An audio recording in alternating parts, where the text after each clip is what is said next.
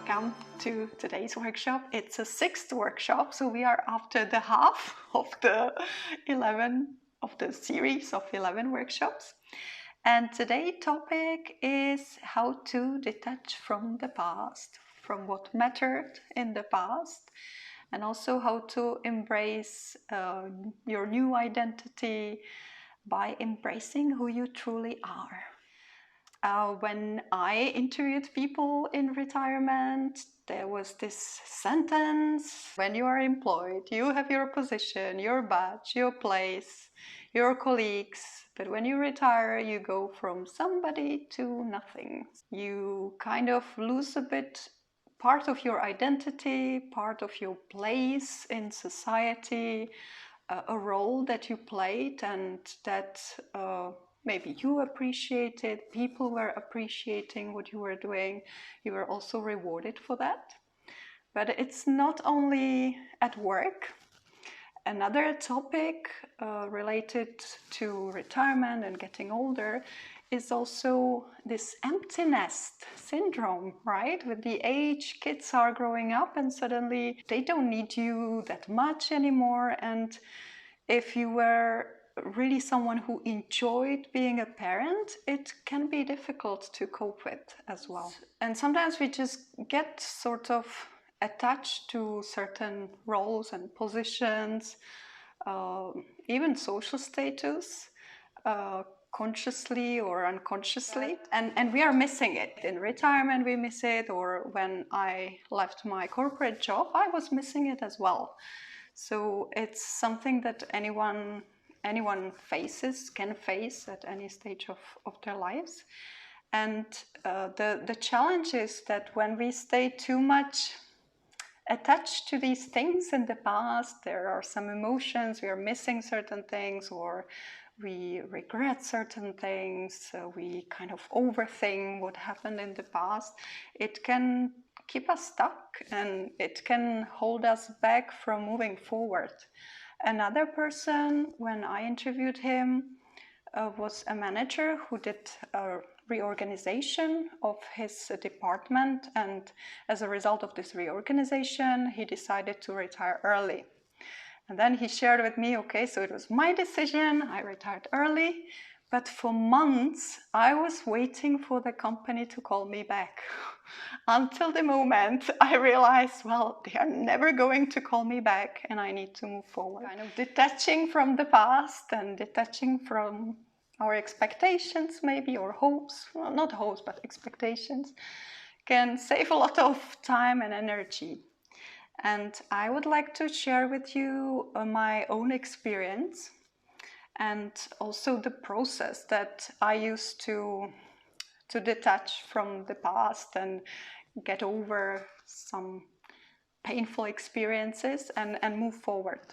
A couple of years ago, when I was employed for a chemical company as a key account manager, I decided to ask for a part-time. So I asked for a parental leave for 6 months so that I can work on my project outside of work. And I thought, well, this is going to be good. I will keep my favorite customer and I will develop this project, and then there is no risk. If I don't like the project, I can stay in the company. But a few months after I asked for the parental leave, I'm sitting at a new place in the company, the worst place ever, by the printer, the kitchen. Everyone can see my screen, so no privacy. And my new job title is Assistant to Leads Coordinator.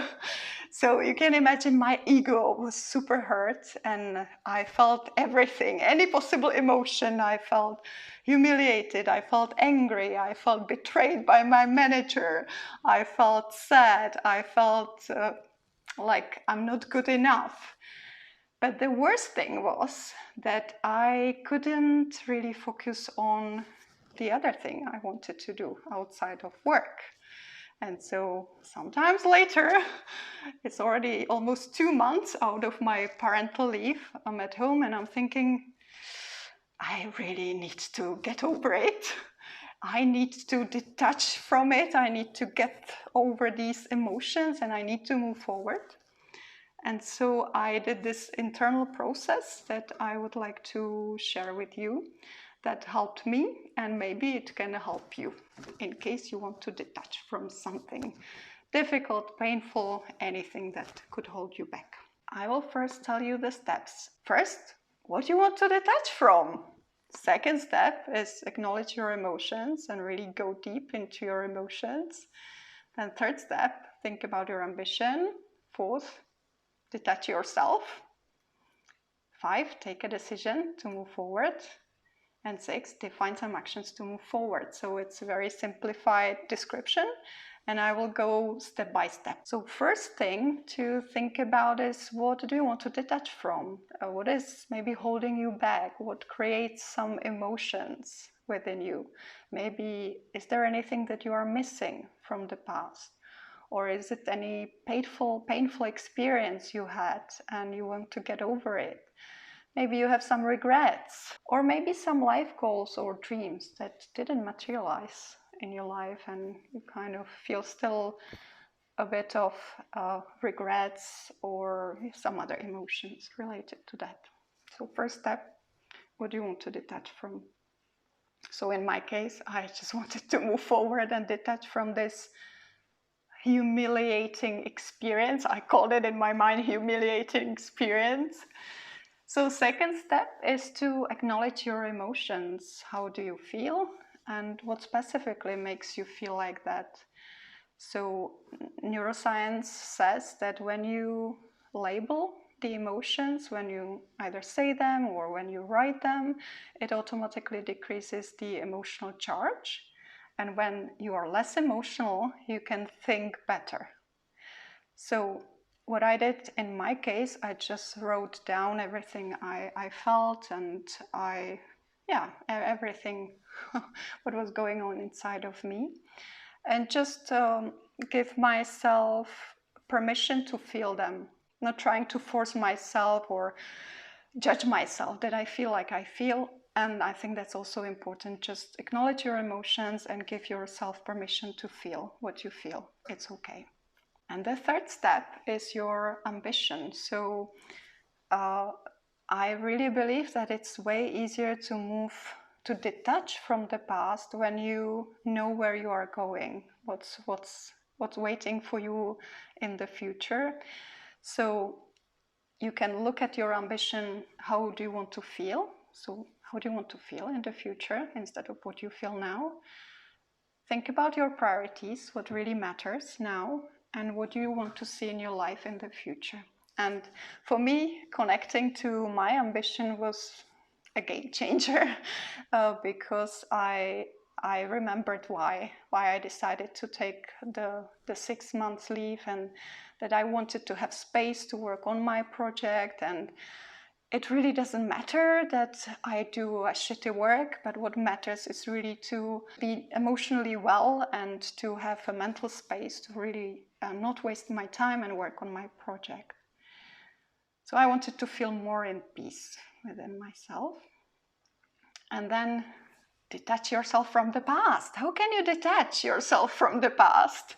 So for me, it's a lot about putting it in the perspective, like what's good about what happened, or how is it helping you to reach your ambition, to really look at the bright side of the things. Or what did you learn from this experience? I use it when I try something ambitious but it doesn't work out as expected. When I thought about what was positive about my situation, I realized that it's actually amazing that I do such a job of being an assistant to lead coordinator, because I can do my job from 8 to 5. Nobody will call me when I'm away. I can close my laptop. I don't need to think about it, and I have a lot of space, mental space, to do what I need to do. So I was, in the end, I was like, well, maybe I'm lucky that I'm doing this work and not what I imagined that I would do. And the fifth step is decision. I think it's such an important step to have this mental decision that okay, it's over, I'm done with it, I don't want to bother about it anymore, I want to move forward, and I'm really committed to my ambition, to where I want to be in the future. And if you have still some doubts, then it's really good to to stay a bit with your ambition. Maybe how can you make it um, more appealing for you or more realistic, so that you can really be committed to move forward. And the last step is actions to move forward. So what could be steps to take, so that you can kind of actively start moving away from the past and moving forward in the future. In my case, what I realized was that my first step was to make my an interesting and unfulfilling job with my employer, to make it better, so that I enjoy it. I don't feel tired by doing it, but I align it to my values. So I don't know, instead of sending emails to follow up with people on leads, I call them, I train them, I meet new people. I would just make it enjoyable, so that I have enough energy for the outside work. Since I did this process, I was just relieved, and I started enjoying the work. I had more capacity for my project outside, and it was just such a relief that I was happy I did it.